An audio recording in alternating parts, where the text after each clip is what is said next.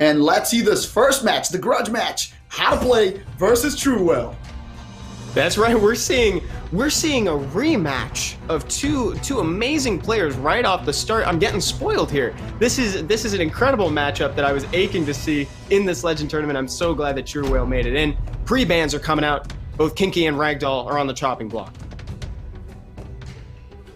Extremely interesting, pre-banning the Kinky, so he doesn't need to worry about that last pick that for players nowadays is even more dangerous than a Miho pick.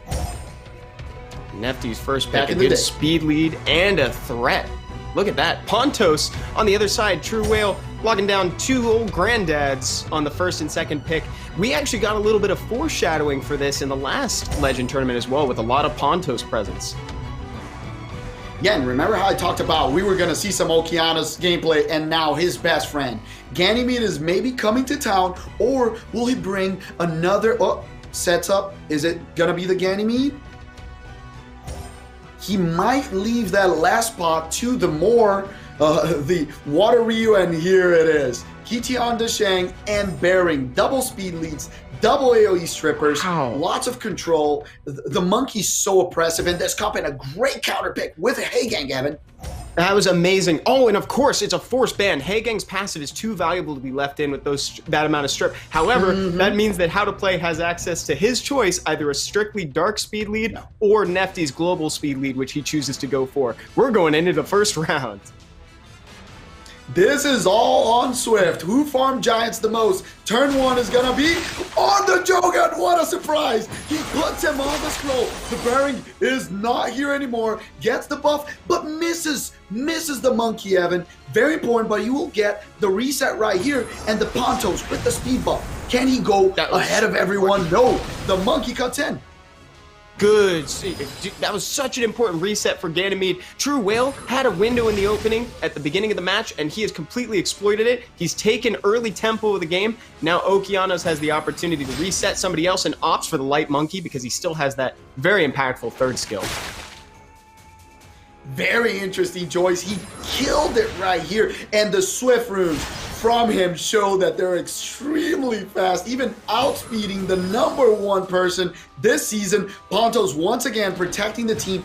Beautifully used. He opted for the slower paced play style instead of just ventilating the Oki and going for the aggressiveness. He just stayed in and kept the team protected, and he misses the strip on 3 of them. Howtoplay is just sitting here hoping that this immunity maybe like misses a turn of it, just skips down to 0. He needs an opening, and he doesn't look like he's going to find a chance to get it. Can Han make something happen here with the simple solution? There's just not enough damage without the defense break. Very good strategy from TrueWhale. He keeps the team protected. Okeanos is 1 turn away, and once again, the Ganny can just seal magic right here, but he opts for the ventilate. The defensive play knows that there will be a small opening, and he just protects his team. Once again, the Okeanos will have Rain of Stones, the reset, and all the skills on Jogan are available. Oh my god, he should have banned that Jogan. Full utility here is going to ban out the higher damage potential from out of play. This is crazy. Look at how much value Pontos has gotten over the course of this match. So much immunity and invincibility from this side. Howtoplay just can't make anything happen. He just keeps getting locked down at every turn, and he yields to TrueWhale. TrueWhale walking away with 1-0. The first round of the Legend tournament is his. We talked about how important was going to be taking that turn 1. Sometimes in Summoner's War, the Via runes, and most of the time I would say, are the ones that take away and decide the match. But this time, it was all Swift, all Giants. If he took turn 1 with that Bearing, this would have been a completely different match. The monkey was faster than most units on the other team, so no immunity was going to come up. But that super important turn 1 with Jogan stripping one of the most important monsters and being able to control it. Oh my god, the lack of will, all these small details brought this win together for TrueWhale. And the way that TrueWhale just navigated Pontos' cooldown times using Ganymede to facilitate using that third skill more frequently, locking them down with silence, it really turned his defense into a great offense because he could just sit there, tank hits, not get stripped, and just use the invincibility to his advantage. That was really cool.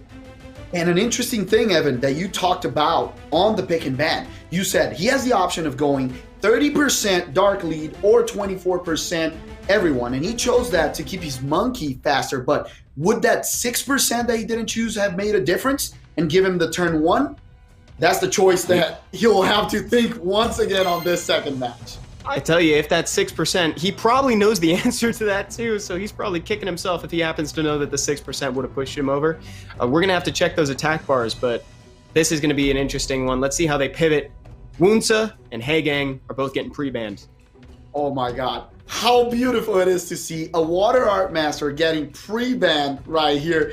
People complained a lot about this monster, and after its latest buff, it just became such a force in the meta. Pontos first pick, and he has access to the Ragdoll that it's probably going to be a force ban as well, Evan.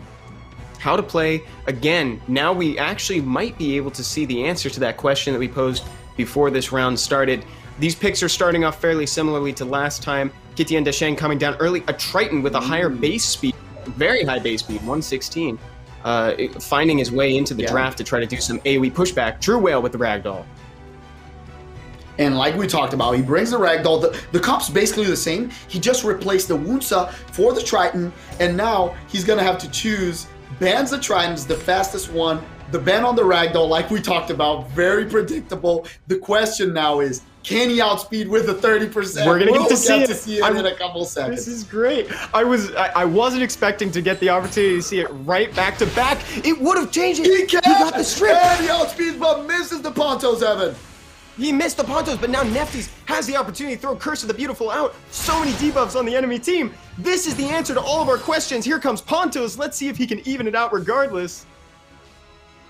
He cuts in a very important speed tuning off the Pontos being faster than the monkey, because the monkey could have just controlled the whole team. So that's why he chose the 24% last time, knowing that his monkey might have been cut by the immunity giver on the other team. And now there's a huge opening for TrueWhale once again. His team is all together, very concise, very speed tuned, and this will make him pay. Howtoplay facing elimination right here. The reset will come in. He just gives it back. Pontos protects the team. No, beautiful proc. He doesn't go for the protection. Now he goes for it after trying the silence.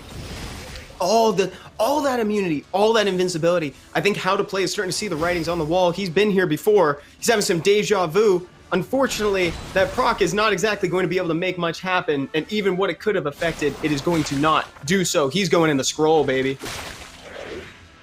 Even with the outspeed, Evan, it doesn't matter. TrueWhale said, all my monsters are basically 3 speed away from each other, so I don't really care if you outspeed me.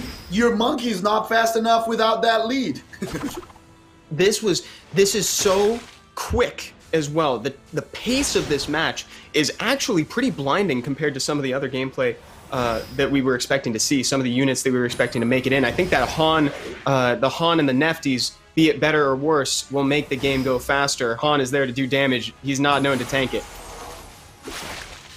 Exactly. Very aggressive comps. One of them based on pure CC, the other one based on lots of damage, but was once again cut. The Ganymede together with the Pontos is such a strong combo, protecting the team non-stop. And with this, TrueWhale gets revenge and beats Howtoplay.